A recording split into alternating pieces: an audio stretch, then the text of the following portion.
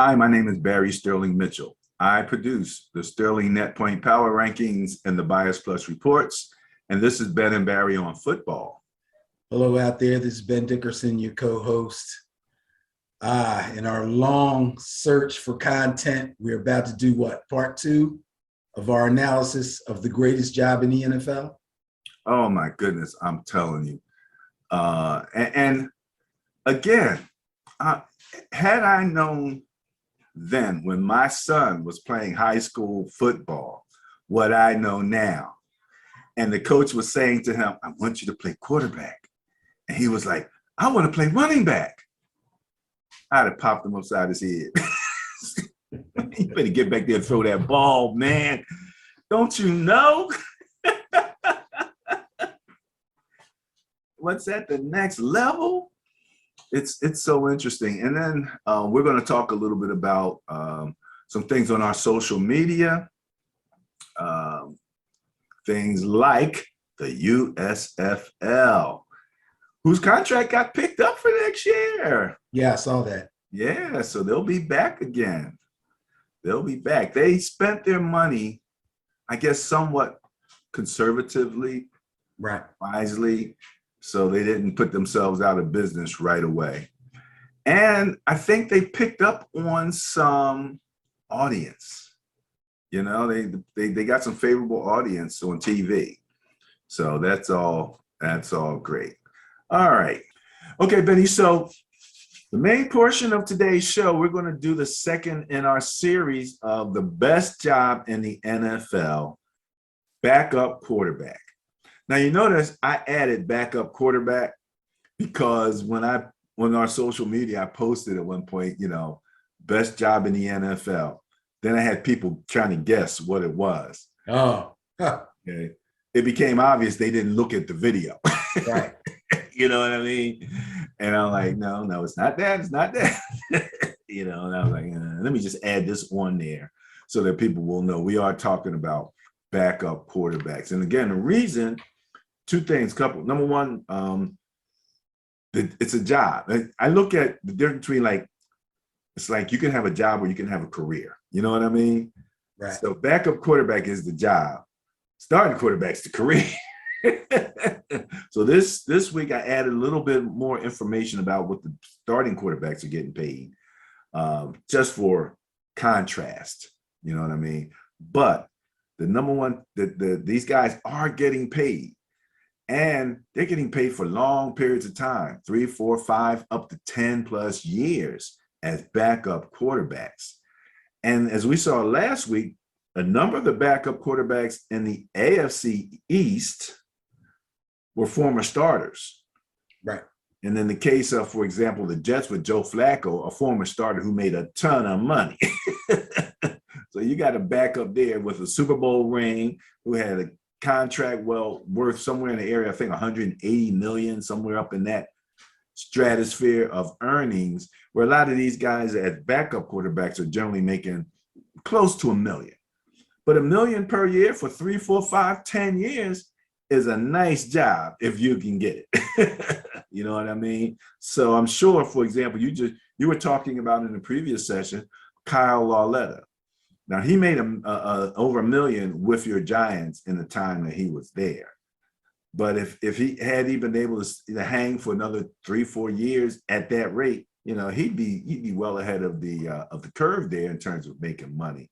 So Right. Let's take a look at our quarterbacks who we're going to start out with. All right, Benny, so let's get started. The first team, and we're going to do the NFC East this week. And we're going to start out with the Washington Commanders. I know you're going to hate me saying that all season long, aren't you? I hate that. If you're going to say it like that, I am. Back up, Taylor Heineke. You like Taylor Heineke, don't you? I thought Taylor Heineke was a decent quarterback. Mm-hmm. Yeah. I thought, However, Taylor Heineke apparently has a bit of a problem throwing picks. All right, so, Taylor Heineke bit of a problem throwing picks. He's actually going to be backing up Carson Wentz, who kind of we thought had his own challenge with throwing picks. Carson Wentz contract value is $128 million. I should do it like what was the thing where the guy with the criminal? He's like $128 million.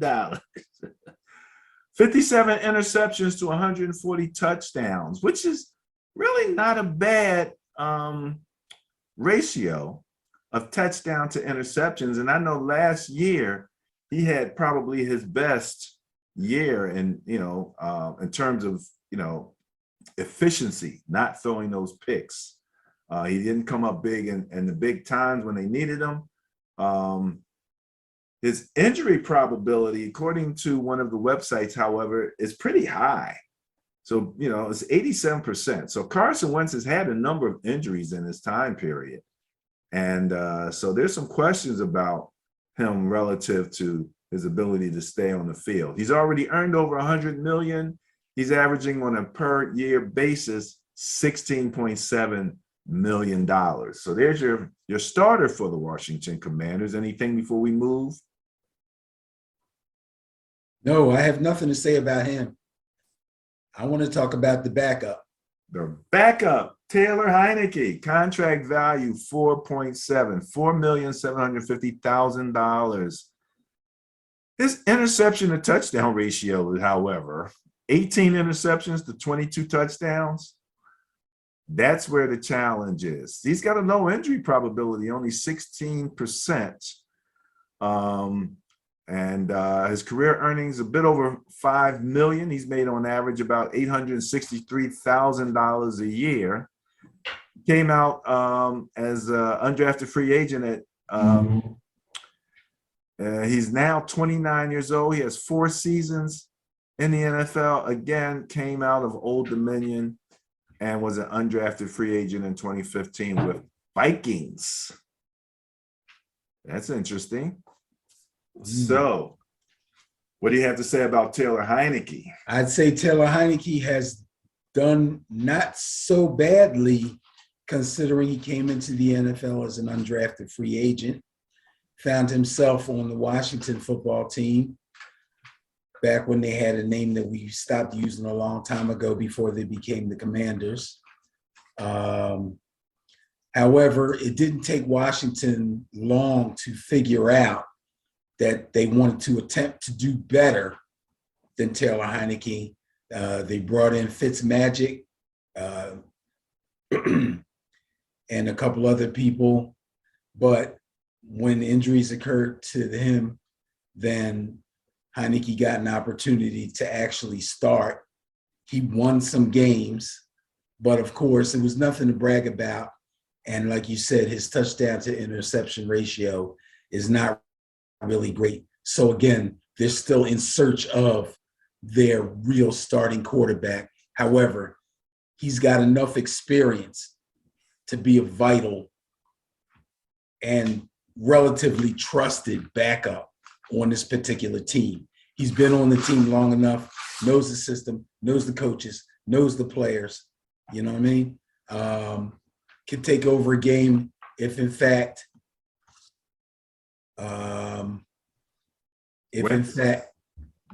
Mr. Wentz gets injured, which, as you said, there's a high probability of that. So they could do worse as a backup. 6'1", a little on that shorter side. That 6'1" quarterback needs to be very mobile, needs to be able to throw on a run so he can find his passing lanes and things of that nature. So kind of a small similarity maybe between the styles of him and Wentz, the mobile situation. What do you think? Mobile situation? Yeah. Heineke's a little more mobile. More mobile than Wentz? Yes. Really? Yes. I wouldn't have thought that. With confidence. Wentz is mobile without confidence. Without confidence. Almost every single injury Wentz has had has been on the move. Okay. That's it. Yeah. And I remember the first one, he was diving into the end zone, and he hurt his knee. So you're right about that. Okay. Okay, Ben. So next up, we're gonna talk about the Eagles. Their backup quarterback, one Mr. Minshew. You know, I think Minshew kind of reminds me of Taylor Heineke. I mean, two guys that nobody's claiming has super talent, but lots of moxie. And the one thing you can say about Minshew is moxie. And I kept thinking last year when he came in for Hurts and played, I thought better football, to be quite honest with you, in terms of he was finding receivers, he was finding that tight end. And I mean, he played some really good football in the time that he had. I thought there might be a bit of a quarterback controversy. Didn't really happen though. So he's still hanging in there with the Eagles.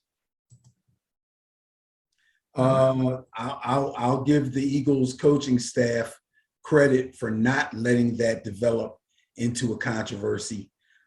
They, in fact, organizationally have already decided or had already decided that Jalen Hurts is going to be their quarterback of the future. Obviously, they're depending on him. They're giving him every opportunity this upcoming season to prove that he can be that guy. They're bringing in weapons for him. I don't think Minshew ever really had a chance to overthrow him as the starting quarterback. However, the great thing about Minshew being a backup is that he actually was a starting quarterback and not out of necessity.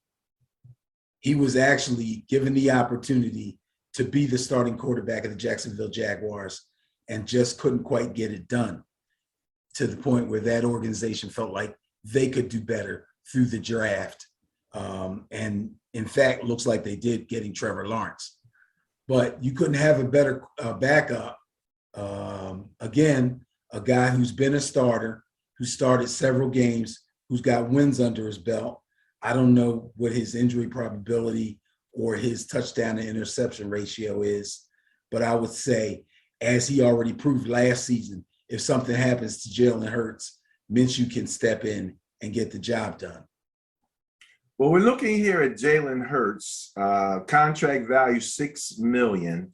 So very much unlike the situation with the Commanders, where you have a highly paid starting quarterback, who's guy made still on his rookie contract. Yeah, he's still on his rookie contract, making $1.5 million on the average per year. Now, Jalen Hurts' touchdown to interception ratio is not great, 13 interceptions to 22 touchdowns. But he's got a very low injury probability, very mobile, very strong, made over $3 million so far in his career. And now Minshew is here. Now, Minshew has a contract at $2.7 million. He's averaging about $677,000 a year. His touchdown to interception ratio is very much better overall than Hurts, at 12 interceptions to 41 touchdowns. Couldn't find his injury probability, but let's assume since he's on the bench, he's it's a low probability. But I don't remember. He did get hurt a couple times when he was down in Jacksonville, didn't he? He got banged up. Everybody gets banged up. Yeah. He's made $2.2 million over his year, averaging $737,000 a year at age 26. He's a free agent. He has 3 seasons under his belt. 6'2", again, on the shorter side. And I say shorter when you're looking. Let's look at your boy Josh Allen with the Bills as prototypical. What's Josh, 6'5"? Yeah, Josh is 6'5". Yeah, 6'5". So here's 6'2", 220, coming out of Washington State. Drafted in the 6th round, number 178 overall by the Jaguars. So he did actually get picked up during the draft. So not a bad job if you can get it with over $2 million in career earnings after being picked up in 2019. So that's what, 3 years or so? Well, I mean, let's face it.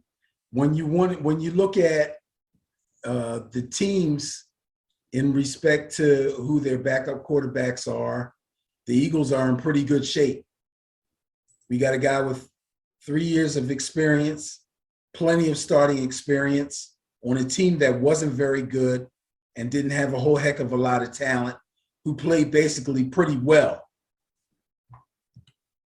and only became free because the team found themselves in a position to get the #1 pick overall and fell in love with Trevor Lawrence.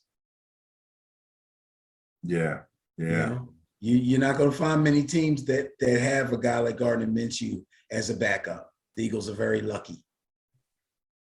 Well, the next backup quarterback, I think you might be saying somewhat of the same thing. Okay, there's your New York Giants backup quarterback, Tyrod Taylor, signing his contract, getting that money. Now, Tyrod has the longest tenure. He's been around the longest of any of the guys that we've talked about up to this particular point. All right, he's going to be backing up Daniel Jones, or as you sometimes call him, Danny Dimes.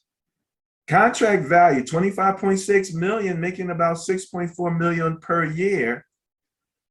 This touchdown to interception ratio is better than I thought, Benny. 11 interceptions to 45 touchdowns. However, he's got a 79% injury probability. He's had a lot of bad luck, man. He's had some real bad luck injuries, yes. Really, really. All right, we'll have to find that record bad luck and play it for him every time he steps on the field. But career earnings of $21.9 million, averaging 7.3 per year. So even when he's having bad luck, he's having good luck, as far as I'm concerned. But that, like you said, that bad luck is relative to injury. That $25 million, that's his current contract? I do believe. Let me go back and so he's being paid like a starter. Yeah. Yeah, well, he's a starter. He's a starter. And apparently your Giants are invested. So they bring in Tyrod Taylor, give him an $11 million contract. That's pretty hefty for a backup quarterback. He's averaging $5.5 million per year. He's got 25 interceptions to 59 touchdowns. So a little high. I actually heard, it was funny. I'm playing Madden. Charles Davis says that the best touch, what you're looking for is a 3-to-1 in terms of touchdown to interceptions. So he threw that out in the game, and I'm like, okay, let me make sure, let me see what's going on here. So this is a little high. This is, 25 to 50 would be, 50%, not 3-to-1, not 33%. So it's a little on the high side. His injury probability at 55%. And right in the middle there, he's had some injuries. As long as they keep a needle away from his chest, he might be okay. Yeah. Career earnings 64.4 rounded up to $5 million, averaging 5.8 million. Now, see, if you're going to be a backup, that's what that's the kind of money you really want. Right, but this guy deserves it because he's been around. He's been around. He's been a starter. He's got longevity. He's been a starter. He's backed up some young guys and kind of helped bring them along. He's come in emergency situations. He's won games. So he deserves that. And when I said Daniel Jones is being paid like a starter, what I meant to say was he's being paid like a veteran starter, $25 million. I forgot he's already done with his rookie deal. He's on his second deal already. So he's being paid well, and hopefully he shows that he can earn that money. But Tyrod Taylor being his backup is a pretty good deal for the Giants. Here's a guy that's proven it over and over and over again that he can step in an emergency situation or become the de facto starter for a number of games if, in fact, your starter goes down. And he's being paid accordingly, $11 million. That's not bad. A lot better than a lot of these other guys are getting. Yeah. Very versatile player, still has arm strength, still can move. Has been on several teams. Has been through several different scenarios as far as philosophies and systems are concerned. So Tyrod Taylor obviously is a pretty fast learner also and can adapt to pretty much any situation. So that's the kind of guy you want for your backup. No doubt, no doubt. Height is another question again. Here we are again at 6'1" on the shorter side. And Danny Dimes is what, 6'4", I believe? He's at least 6'4", maybe 6'5". Yeah, somewhere in that area. 6th round draft pick. That's not bad. You get picked in the 6th round and you make over $11 million in your career. That ain't a bad NFL career, you know? No, it's made $64 million. Oh, yeah, I'm sorry. That's the giant contract, $11 million. It's still pulling down 11 as a backup. Right. $64 million in your career. Wow. That's not bad for a 6th round draft pick for the Ravens. They picked them up. So thanks to Ravens for Tyrod Taylor. Okay. So we've done the Commanders. We've done the Giants. Next up is the Cowboys. Cooper Rush is the backup for the Cowboys. Now, Cooper Rush. All right. Cooper Rush is backing up one Dakota Prescott. Contract value $160 million. Averaging about $40 million a year. So there's that reference point you were talking about with Danny Dimes at $25 million. Right. Dak Prescott at $40 million. 50 interceptions to 143 touchdowns. That's about 3-1. You know, 150 touchdowns would have been exactly 3-1. So just a little bit on the higher side of that. With only an 8% injury probability. I'm really surprised, you know. And it's funny because remember we were talking about the Cowboys who mentioned that they might be running Dak Prescott a little bit more in the upcoming season. So that injury probability might change. So far, he's earned $110 million. That's because he had a lot of guaranteed money in that contract. So now he's going to be backed up by a guy making $1.9 million, about $977,000 per year, who's got the perfect 3-to-1 ratio. 1 interception to 3 touchdowns in his time. He's made $2.9 million, averaging $586,000 a year. Again, backup quarterback, best job in the NFL. He's got 4 seasons under his belt, a little bit taller than the other backups at 6'3", and he was an undrafted free agent coming out in 2017 for the Cowboys. So we watched a little bit of Cooper Rush last year, didn't we? Yeah, we got to see a little bit of Cooper Rush. First of all, the good things about Cooper Rush. Number one, he was selected as an undrafted free agent by the Cowboys. He's only been on the Cowboys, so he knows the Cowboys system. Okay, great. Good point. However, this guy has never been an actual starter. I believe he may have started a game or two. I forget what Dak's injury situation was last year. He's most of his playing time is taking place in preseason games. He does not have a lot of real game experience. If you want to look at all of the NFC East teams and their backup quarterback situations, this one's probably the weakest. Cooper Rush just doesn't have the playing experience to be really dependent on. And when you ask the question, there's a lot of questions you can ask about the competency of a team's backup. One of the questions you used last week was, if this team's on a playoff run and looks like they could be a Super Bowl contender and the starter goes down, can the backup possibly get them there? In this situation, I would say no. In the other situations, I would say a strong maybe. Not that I believe that the Giants, Commanders, or Eagles will make a Super Bowl run, but I'm saying if in fact they were able to get going, their backups would be a bit more competent. You know, Cooper Rush, nah. The best they can hope for from Cooper Rush is if Dak gets an ankle sprain, he can hand the ball off to Emmett and finish a game.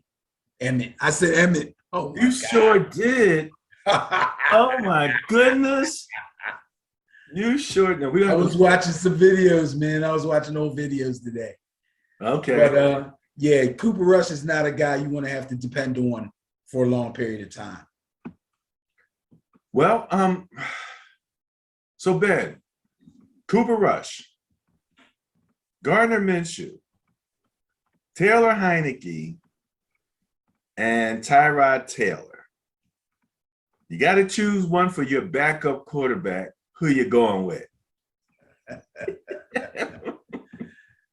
Although I believe Gardner Minshew is up there and fits the Eagles well, I would have to say, not being biased either, I'd have to say Tyrod Taylor.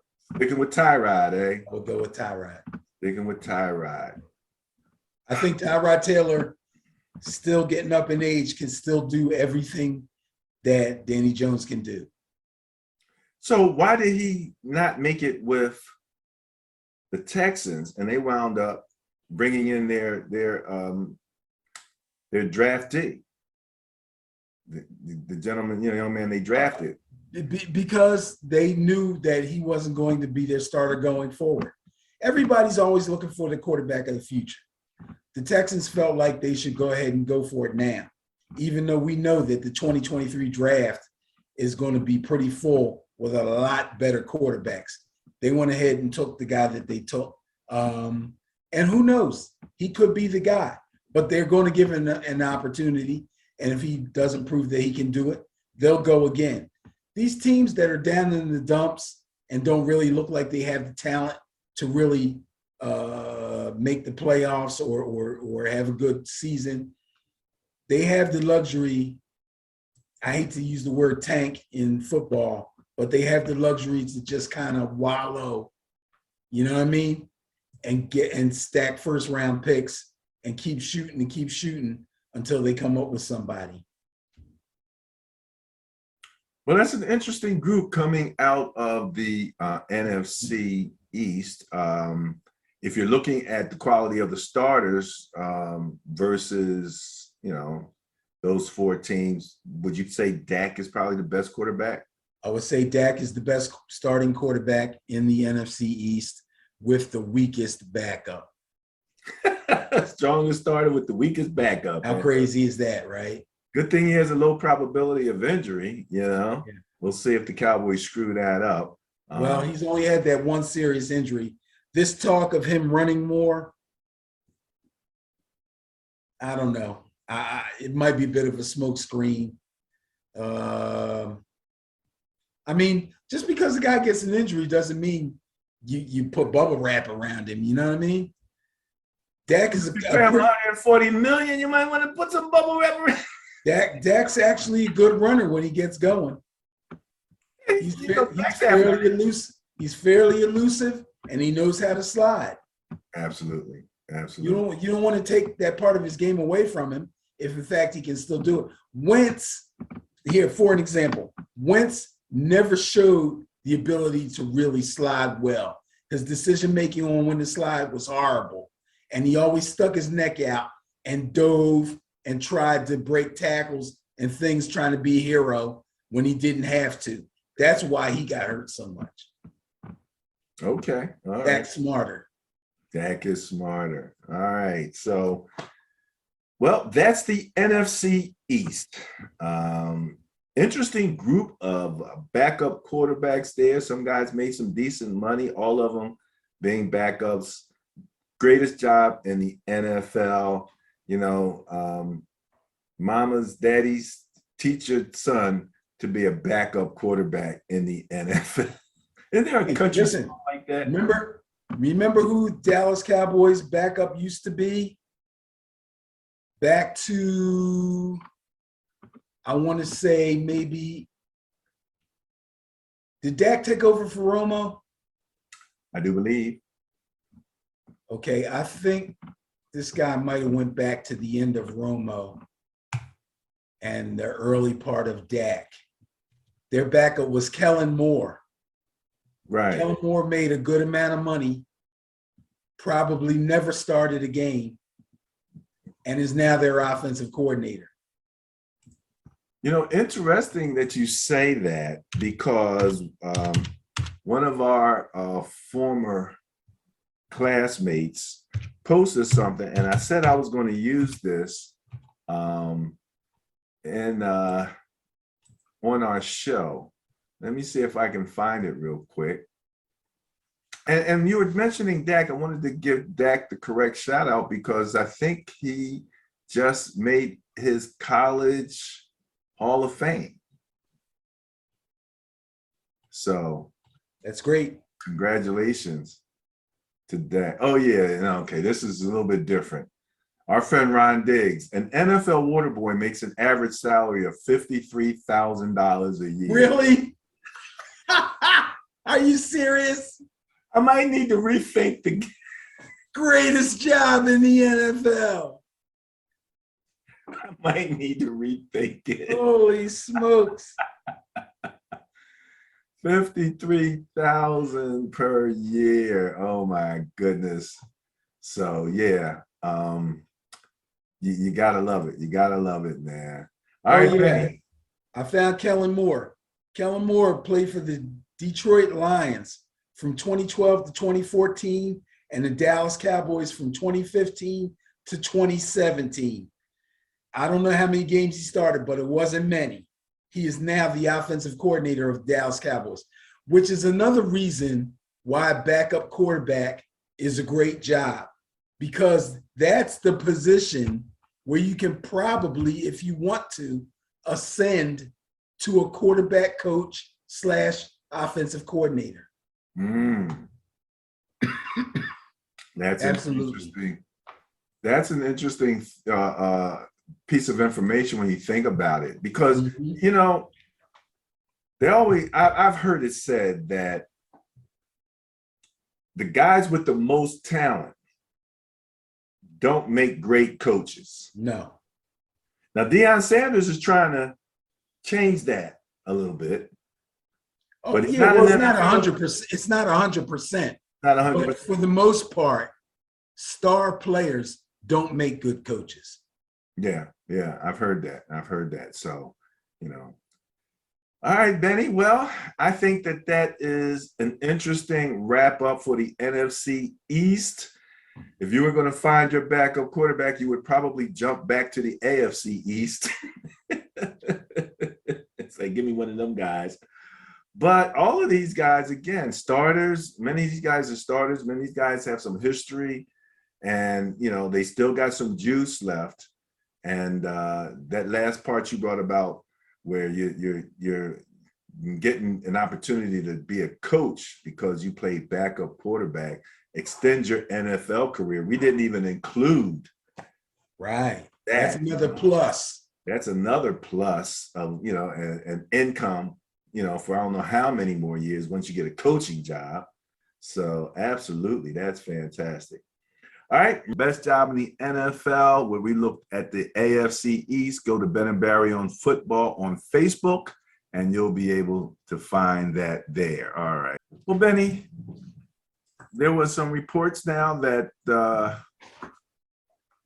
Deshaun Watson and the Texans, Houston Texans, not the Cleveland Browns, the Houston Texans are being brought into the lawsuits. Apparently, now listen to this. I heard this, and I hope I get it straight. But the Texans contract with a massage therapy organization. And apparently, the head of that organization, who was a woman, kind of complained to the Texans about Deshaun. Wait a minute. Wait. You telling me he was using them at one point? At one point. Oh. And then when he went off, he was, she was concerned about him going off and using other people. And then the Texans turn around and give him like forms for them to sign and non-disclosure forms, and apparently, that this has been brought up in these last remaining lawsuits. Wait. Are they intimating, if that's the proper word, that a massage therapist who essentially worked for the team complained about Deshaun? Yes. Oh my gosh. Yes. Yes. And I keep wondering why those first 20 settled. I mean, can't imagine what they got, but, it's like these last four, they're going for the gusto. They're getting Deshaun. They're going to get the Texans, all of that. And now they are in the negotiating phase between the union and the NFL as to what the penalty for Deshaun is going to be. And again, it's looking more. I've heard that the NFL wants an undetermined suspension with a minimum of a year. Oh, you don't want that undetermined.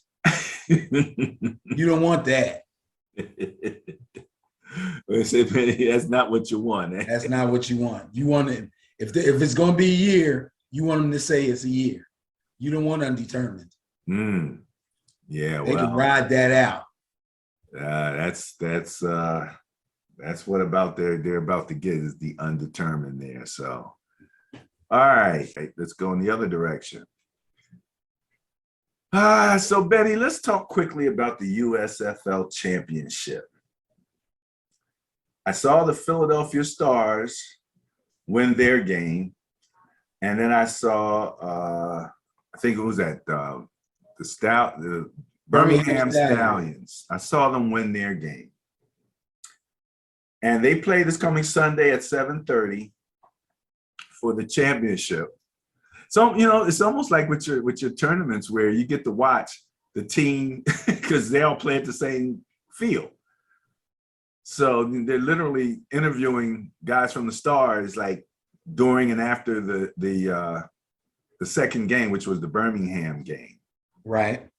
The one thing that we saw out of both games when you put it together, I think I saw 3 kickoff returns, which were really important in these games because in many cases they were at sort of an impasse, 13-7 or 13-13, and they just couldn't get offense going. And then zoom, these guys come flying up the field on, I think there was punt and maybe a kickoff return, all for touchdowns, 2 in the Stars game and 1 in the Birmingham game. And as I look at it, okay, we're in Philly. So, I'm not a homer, but I would tend to want to root for, the home team in that case, the Philly Stars. Birmingham has 2 things going for it. Number one, I think they score more. I think they're a better offensive team. The quarterback for Birmingham played for the same coach in college. So the system and the coach are very familiar. And he is more of an option type quarterback. He will run the ball. He's not afraid of contact. He's not going to slide all the time and all of that.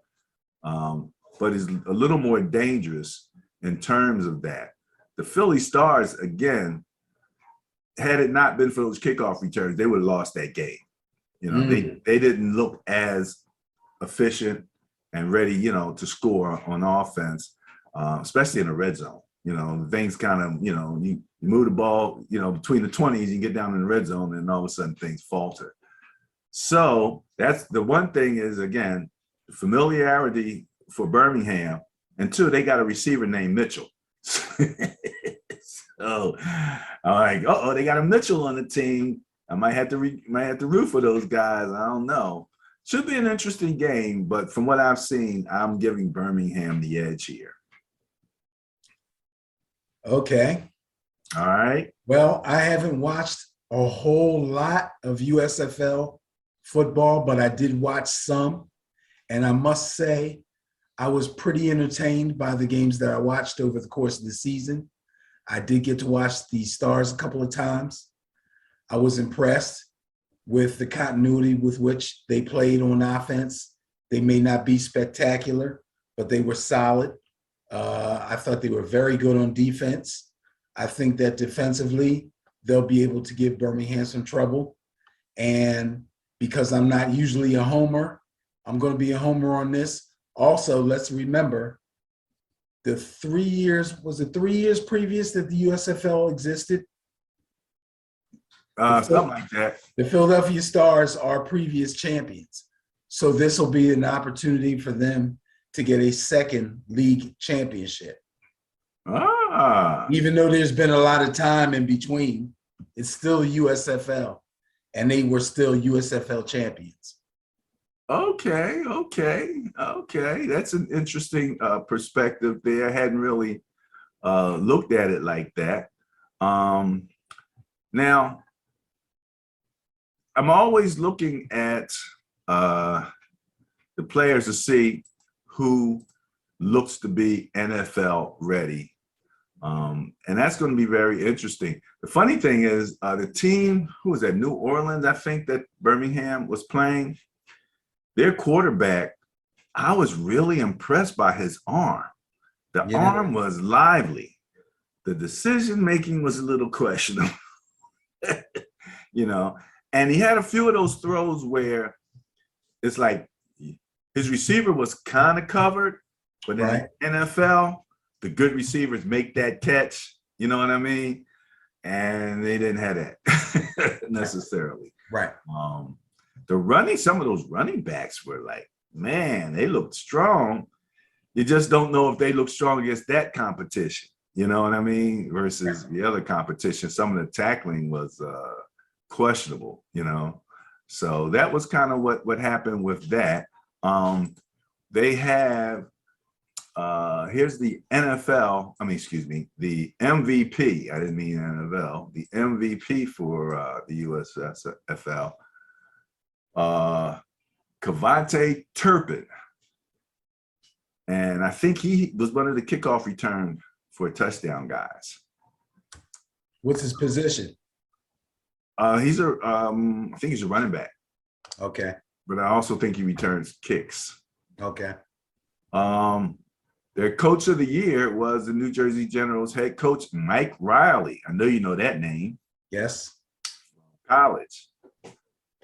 So, and then he got beat by Philly Stars. So, the head coach didn't do too good. We got some of the top 15 players here. I don't know if you recognize any of these names. But just for people to take a quick look at to see if anybody gets an opportunity with an NFL team. Jordan Ta'amu, CJ Marable, Marable, Maribel, Kayvon Walker, Devontae Bousby, Taywan Taylor, Avery Genesee, Eli Rogers, Marquise Lucas, Chris Odom, Kyle Sloter.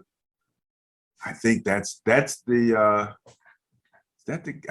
one I was telling you had the live arm. Okay. Very live arm.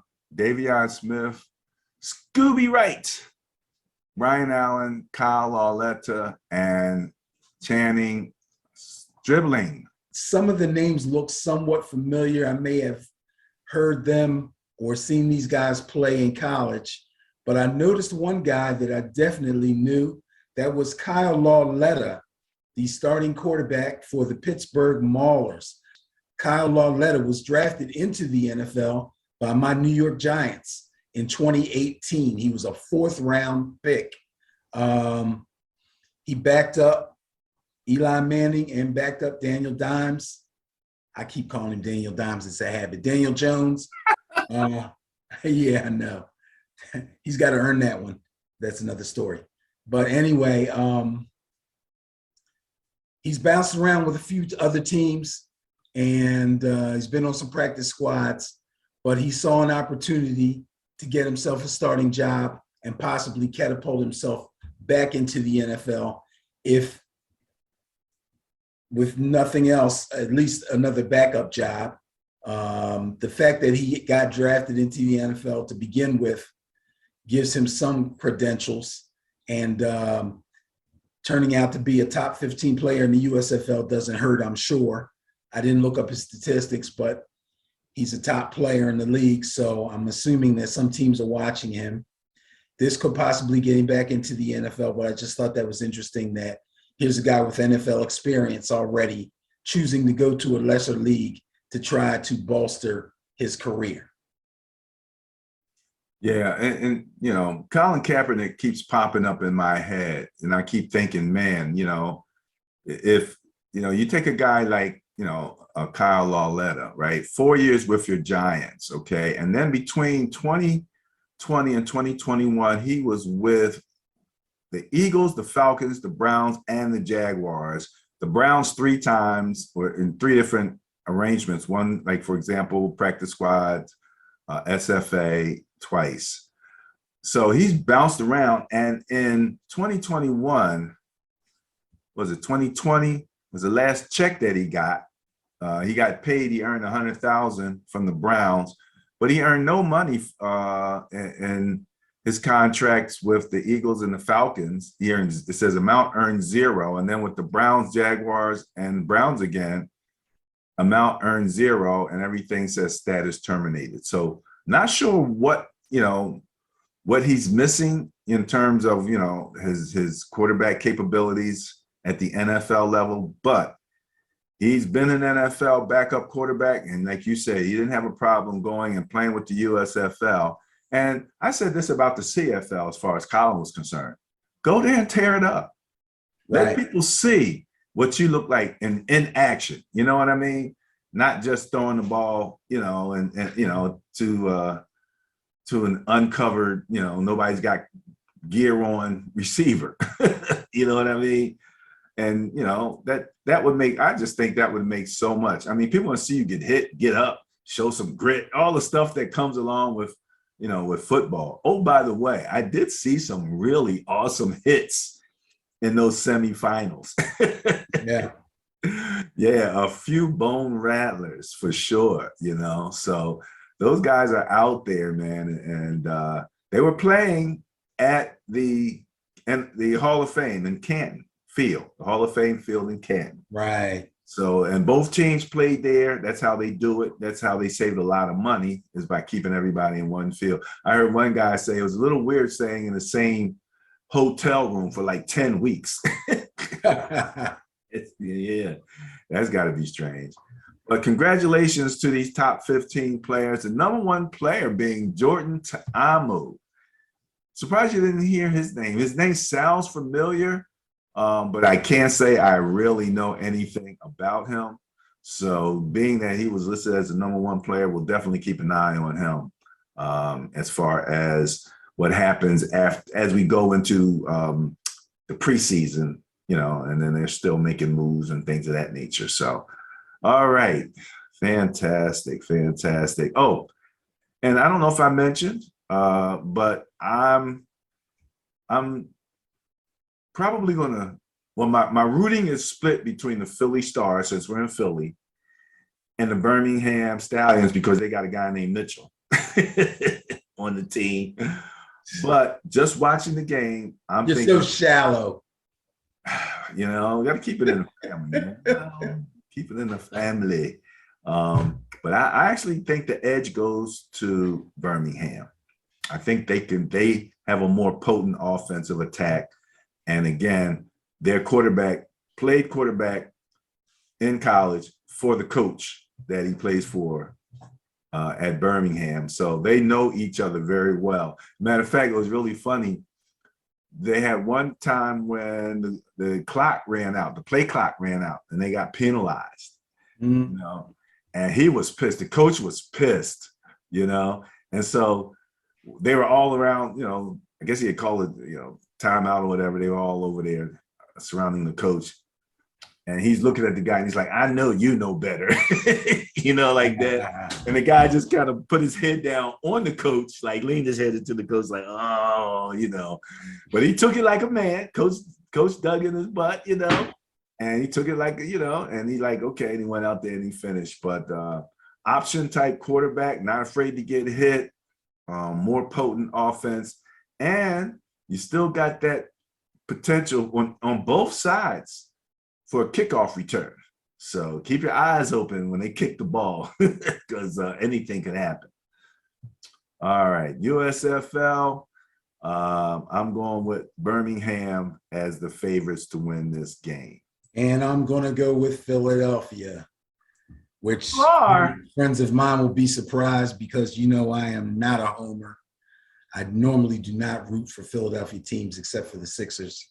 However, let's remember that the USFL actually started back in the 80s.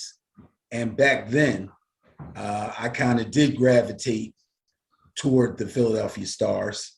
And in fact, the Philadelphia Stars have won a few USFL championships in the past.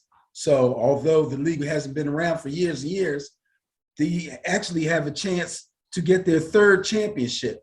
I did forget one year where the Philadelphia Stars actually had to move to Baltimore, rename themselves the Baltimore Stars because, you know, they played during the spring and they couldn't work things out at the vet with the Phillies.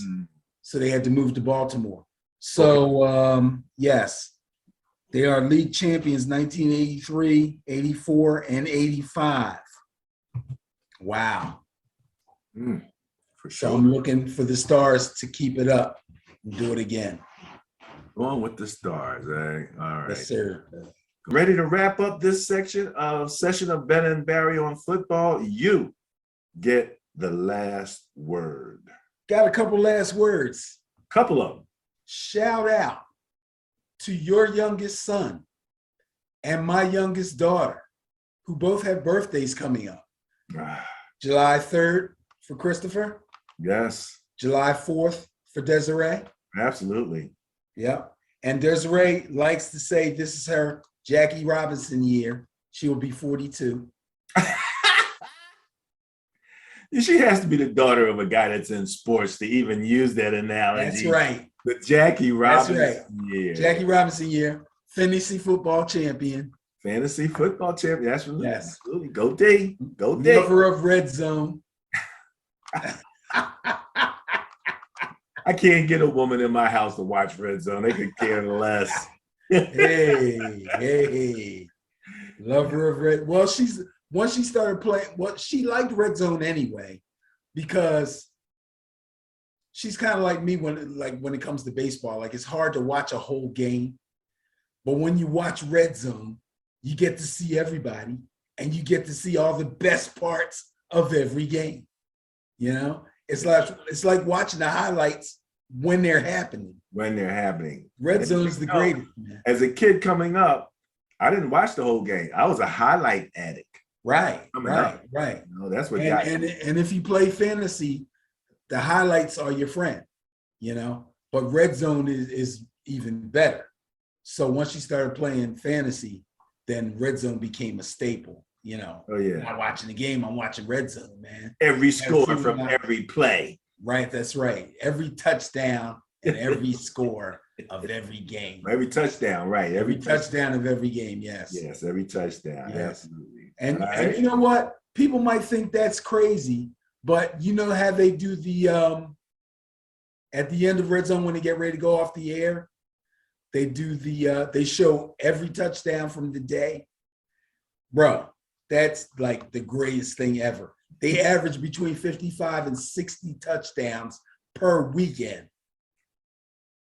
Per Sunday. Per Sunday, yeah. Oh man, it's great. It's great. Know. Boom, boom, boom, boom, boom. Yep. We're John Madden, right? Nothing better. But anyway, happy birthday to those two. Hope they have a great weekend. Go Noles. Happy birthday. Go Noles.